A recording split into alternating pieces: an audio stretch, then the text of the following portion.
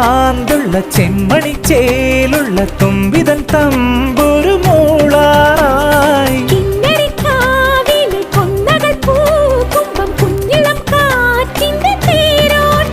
ഇനി എന്നെന്നും മലർ കൈനീട്ടം കണി കാണാനായി